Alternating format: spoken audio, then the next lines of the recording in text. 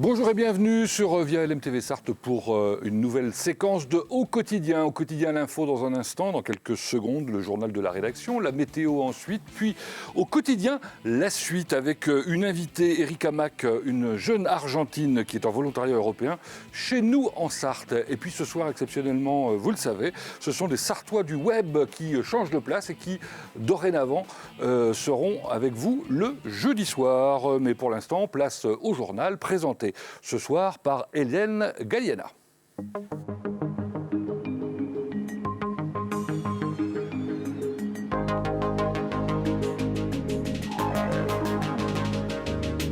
Bonjour à tous, bienvenue dans votre édition du jeudi 7 janvier. Au sommaire, ce soir, Noël et les fêtes de fin d'année sont passées. Il est temps d'enlever le sapin.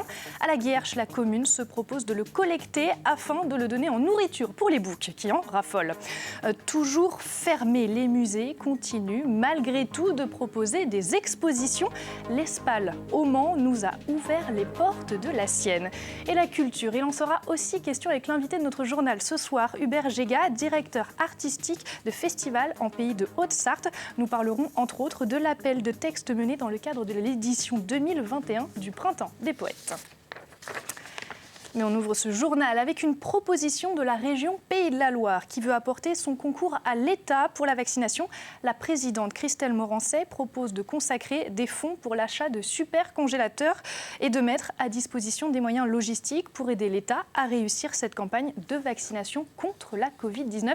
Écoutez-la au micro d'Anthony Piton. C'est une compétence de l'État, mais j'ai pris contact avec le directeur de l'ARS des Pays de la Loire et le préfet de région pour leur dire que la région des Pays de la Loire est aux côtés de l'État pour les accompagner dans le développement de la vaccination en région Pays de la Loire. Alors ça peut être par l'accompagnement d'acquisition de congélateurs, mais c'est également tout le soutien, même logistique, que pourra apporter la région aux côtés de l'État pour faire en sorte d'accélérer la vaccination qui nous permettra de sortir le plus rapidement de cette crise sanitaire qui en découle une crise économique, et je pense notamment à l'ensemble des entreprises qui sont pleinement touchées par cette crise. Et puis toujours au volet santé, ce jeudi avait lieu une campagne de dépistage gratuit organisée en partenariat avec Le Mans Université et l'Agence régionale de santé. Cela se passe au niveau de l'arrêt de tramway Campus Ribet. Il sera de nouveau possible de se faire tester jeudi prochain, le 14 janvier, même lieu, de 10h à 14h et de 15h30 à 19h. On passe à l'actualité sociale. À présent, le personnel de l'ADAPI de la Sarthe est en grève illimitée. Une mobilisation a eu lieu ce jeudi après-midi devant les ZAT Les Prairies au Mans. 150 salariés se sont rassemblés contre un projet de la direction qui veut revenir sur un certain nombre d'avantages sociaux acquis ces dernières années. Précision avec le représentant de l'intersyndicale CGT FO CFDT, Michel Chevry. Ce que l'on déplore concrètement, c'est qu'effectivement, c'est la révision de l'accord d'entreprise qui date de 1999.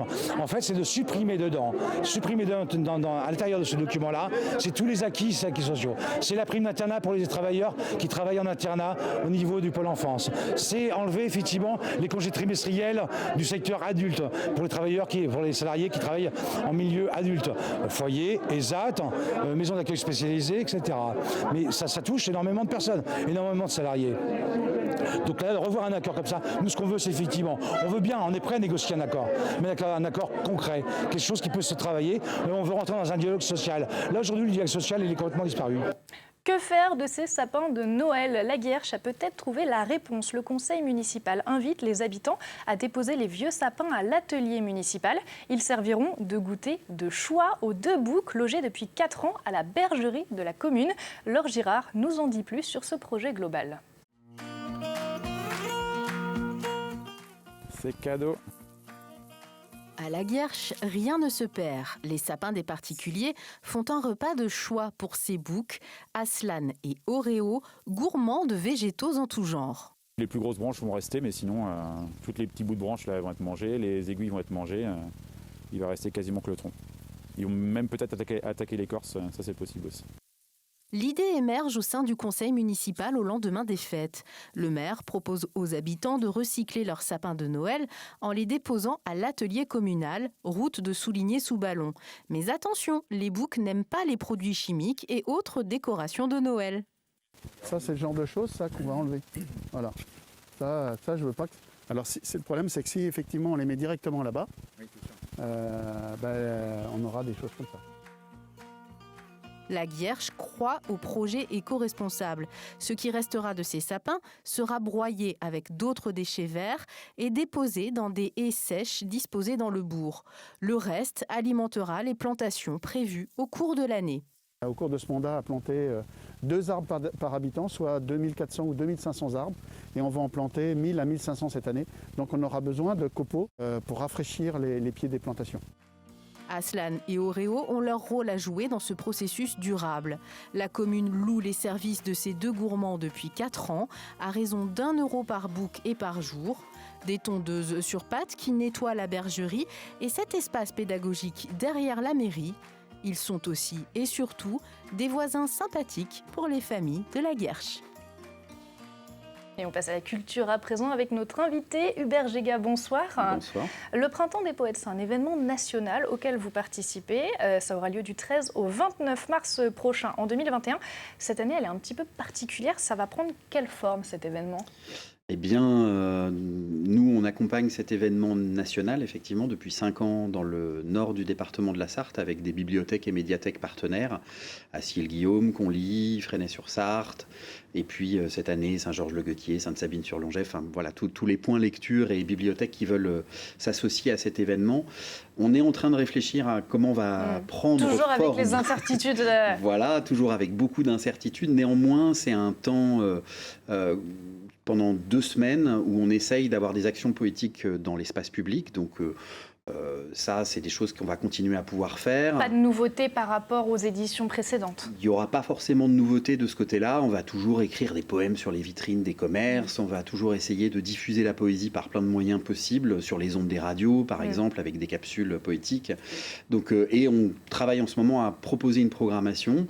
On verra si on peut la faire. En tout cas, coûte, on l'a fait, même si au dernier moment, on essaiera. Voilà, tant qu'on peut imaginer des choses. Au jour d'aujourd'hui, on ne sait pas si effectivement les salles pourront réouvrir. On va aussi essayer d'imaginer des choses en extérieur qui sont plus compatibles que effectivement des lieux fermés où il faut respecter des distances de sécurité, le port du masque et puis évidemment tous les protocoles qu'on connaît. Alors vous allez tenter de faire découvrir à chacun le petit poète qui résonne en nous, puisque vous lancez un appel à texte où on peut proposer un poème avec un thème quand même, c'est le désir. Oui, avec le thème du désir, et effectivement c'est un thème qui résonne particulièrement en cette année où on pourrait se dire on a des désirs inassouvis, que le confinement aurait pu un peu enfermer ou tarir. Alors après aussi il y a une réflexion sur nos désirs. Est-ce qu'il faut absolument aller au bout de tous nos désirs ? Enfin, c'est des questions qui sont à mon avis essentielles dans le monde d'aujourd'hui. Et on a lancé cet appel à texte où effectivement, que ce soit en vers, en prose, comme on veut, l'idée c'est d'envoyer un texte jusqu'au 7 février. Vous pouvez nous envoyer un texte. C'est ouvert à tous. C'est ouvert à tous. Habitants du nord de la Sarthe, là où sont menées vos actions, mais aussi on est du sud, on peut venir quand même. Oui, et puis on a déjà reçu des textes du Canada, de la Belgique. Enfin bon, voilà, aujourd'hui, effectivement, la diffusion de l'information, elle se passe vraiment partout. Et on a déjà reçu pas mal de textes. Et effectivement, il y a des textes aussi sartois qui commencent à nous arriver. On va continuer à feuilletonner la programmation qu'il y a, puisqu'en avril, bienvenue sur Mars. Vous nous emmenez où ? Eh bien, on vous emmène à l'abbaye de l'Épau. C'était le pied. Voilà, Bienvenue sur Mars, c'est une biennale science et fiction. C'est des rencontres qu'on imagine entre scientifiques et artistes qui proposent des formes spectaculaires un peu étonnantes, qui traitent de sujets très, très importants, des sujets de société, puisque la science est un peu partout aujourd'hui, dans plein de domaines. Et donc ces rencontres qui étaient prévues l'année dernière à la même période, au mois d'avril, ont été reportés et donc on garde la même programmation que ce qui était prévu en avril. On garde quasiment la même programmation de l'événement. Il y a des spectacles qui ne sont plus disponibles cette année, donc on a remplacé des choses. Il y a des choses que j'avais envie de faire l'année dernière qui n'étaient pas disponibles, qui vont être possibles cette année. Enfin voilà, on a quand même réinventé une partie. C'est un peu comme Qui cloche, dont la 15e édition était prévue l'an passé, qui va avoir lieu le 26 et le 27 juin prochain si tout se passe bien. On garde la même programmation ? Alors, qui cloche, effectivement, c'est un engagement moral qu'on a pris par rapport aux artistes aussi, qu'on avait invités avant d'annuler l'édition. Donc, ceux qui sont disponibles sont conviés à revenir. Enfin, moi, j'ai aussi une fidélité aussi par rapport à ces artistes. Et puis, un milieu qu'il faut soutenir. Des gens, voilà, les fidélités, la solidarité, enfin, c'est des choses qui sont importantes en ce moment.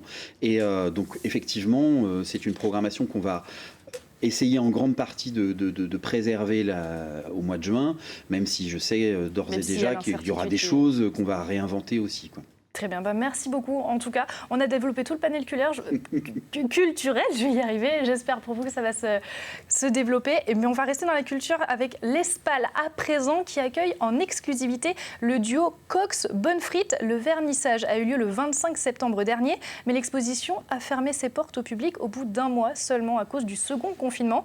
La Scène nationale du Mans nous a ouvert ses portes. Visite avec Margot Bianco. Tels deux enfants qui s'amusent, les artistes contemporains Paul Cox et Benoît Bonne-Frite ont réalisé en exclusivité pour la scène nationale Making and Matching. Le duo qui avait collaboré en 2018 pour le Centre Georges Pompidou à Paris a joyeusement accepté de se prêter au jeu une nouvelle fois. Ils ont travaillé en fait en se fixant des règles du jeu, ils sont très joueurs tous les deux et ils ont décidé d'utiliser à la fois des signes qu'on appelle des signes graphiques et puis ils ont fait usage aussi de la peinture et mêlé donc conjugué les deux pratiques, graphisme et peinture. L'exposition regroupe une 60aine de toiles sur papier mais n'a été ouverte qu'un mois avant d'être reconfinée. Alors pour celles et ceux qui l'auraient loupé, entrez dans l'univers graffure et peintrisme de ces artistes aux multiples facettes.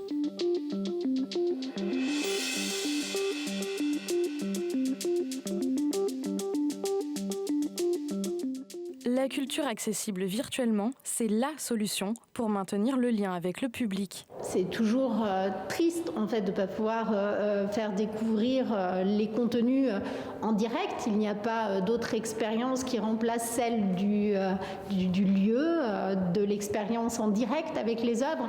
En revanche, on a imaginé sur Internet des contenus qui permettaient d'appréhender à minima les œuvres et puis peut-être qu'on réitérera une expérience avec ces mêmes artistes. Pour découvrir ce travail depuis chez vous, rendez-vous sur le site de la Scène nationale du Mans. Et on termine ce journal avec un clin d'œil à une famille pas comme les autres, dont les 3 enfants sont nés le même jour. La famille Boudra vit au Mans. Enzo est né ce mercredi 6 janvier 2021 au pôle femmes-mères-enfants du centre hospitalier du Mans. Il fait 4 kg de sang. Son grand frère, Anis, est né le même jour en 2019. Il a fêté ses 2 ans hier. Et sa grande sœur, Inès, est née le même jour aussi. En 2017, elle a fêté ses 4 ans. Ce mercredi aussi, tous nés le jour de l'épiphanie.